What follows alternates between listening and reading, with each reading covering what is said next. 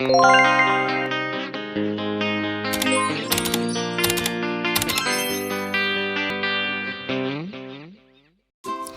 morning mga loves! For today's video, papakita ko nga pala sa inyo kung anong mga ginagawa ko sa umaga. Bumangon na nga pala ako dyan mga loves at ayun, nagsuklay at binuksan ko na yung pintuan sa labasan namin. At yan, kinuha ko na yung mga sabon at mga colgate ko at maghihilamos na ako mga loves. At saka magtutoothbrush na pala ako dyan mga loves, hindi ko na lang naipakita sa inyo. At yan, fast forward na nga mga loves.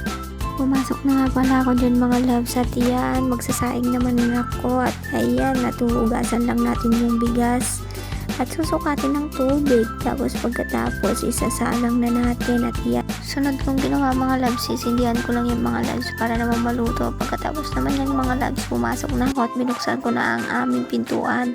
At yan mga loves, sinunod yung kurtina naman para pumasok naman ang mga blessings. Pagkatapos mga loves, sinunod ko naman ginawa ang aking mga labahan nung kahapon.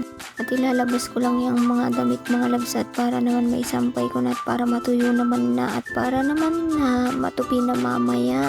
Pagtapos ko naman magsampay mga loves, dumiretso na ako sa loob. Yan, magwawalis lang ako mga loves sa loob namin. Pagtapos naman dyan, doon naman sa labas namin mga loves.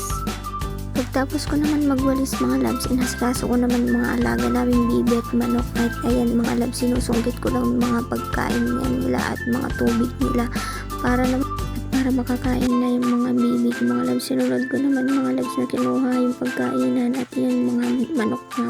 Pagtapos ko nga pakainin ng manok mga loves at mga bibi mga loves, sinignan ko na mga sinasayin ko at kumukulo ng loves. Hanggang dito na lang ang aking video mga loves. Bye!